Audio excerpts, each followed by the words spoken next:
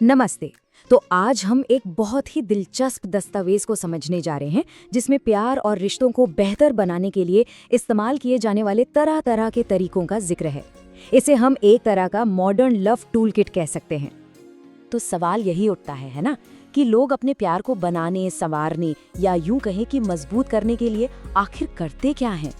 ये जो सोच्ड डॉक्यूमेंट है, ये हमें कुछ बहुत ही हैरान करने वाले और अलग अलग जवाब देता है। चलिए तो फटाफट देखते हैं कि इस टूल किट में क्या क्या है। हम इसे 5 हिस्सों में समझेंगे। सबसे पहले कुछ प्राचीन रस्में, फिर शब्दों का जादू, उसके बाद एनर्जी और फ्रीक्वेंसी की बात, फिर घर के लिए कुछ आध्यात्मिक टिप्स और आखिर में वो एक चीज जो इन सबको आपस में जोड़ती है, इरादे की शक्ति। तो चलिए सबसे पहले बात करते हैं पहले हिस्से की, प्राचीन रस्में और मॉडर्न लव। या हम इस टूलकिट के उन तरीकों को देखेंगे जिनमें असल चीजों का, मतलब फिजिकल चीजों का इस्तेमाल होता है। जरा इस पर गौर कीजिए। ये एक पति को वफादार रखने का अनुष्ठान है और इसकी डिटेलिंग देखिए। 3 सफेद मोमबत्तियां हैं, उन पर दालचीनी का तेल लगाना है, फिर सेब और बालों का इस्तेमाल। हर एक स्टेप, मतलब सेब में बाल रखना और फिर उसे आग की लौ से गुजार कर दफना देना, हर चीज का एक सिंबॉलिक मतलब है। अच्छा, एक और तरीका है जिसे कहते हैं बॉन्डिंग जार स्पेल। ये भी एक फिजिकल रिचुअल है, लेकिन इसका मकसद थोड़ा अलग है।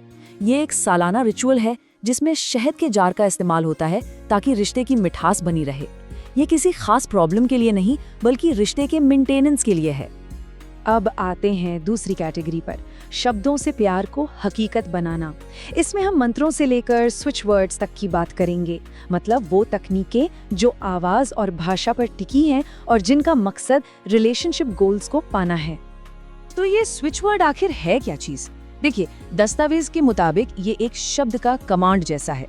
ऐसा माना जाता है कि ये सीधे हमारे सबकॉन्शियस माइंड यानी अवचेतन मन पर असर करता है और जो हम चाहते हैं वो नतीजा देता है।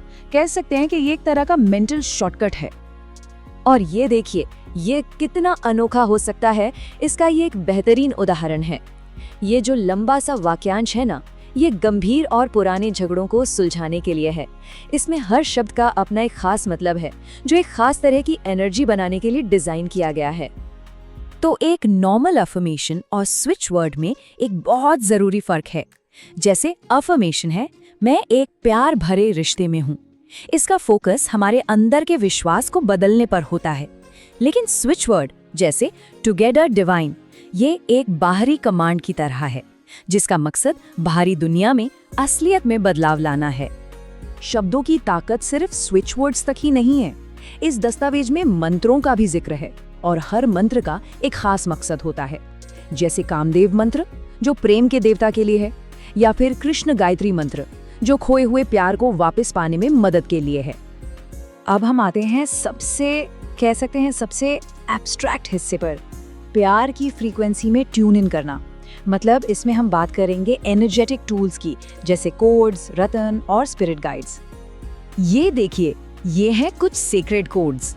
कितनी दिलचस्प बात है कि कैसे कुछ खास नंबरों को अलग अलग रिलेशनशिप गोल से जोड़ा गया है। जैसे 541 है एक कपल के रिश्ते को मजबूत करने के लिए, या 25 है प्यार को अट्रैक्ट करने के लिए। और इन कोड्स का स्केल देखिए, ये जो लंबा सा नंबर है 285, 555, 901, ये परिवार में अच्छे और सामंजस्यपूर्ण रिश्ते बनाने के लिए है। मतलब कितना स्पेसिफिक है। लेकिन बात सिर्फ नंबरों की नहीं है।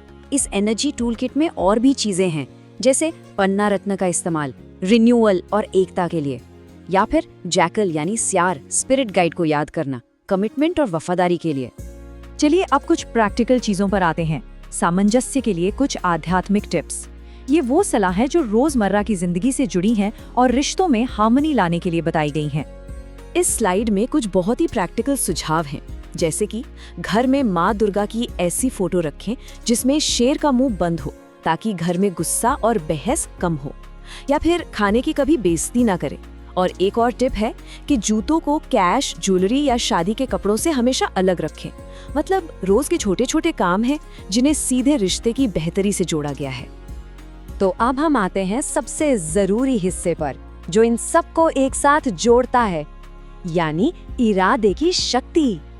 और यही सबसे जरूरी बात है, इन सभी अलग अलग तरीकों में, चाहे वो सेब दफनाना हो या किसी नंबर को जपना हो, एक चीज कॉमन है, और वो है इसे करने वाले का विश्वास और उसका पक्का इरादा।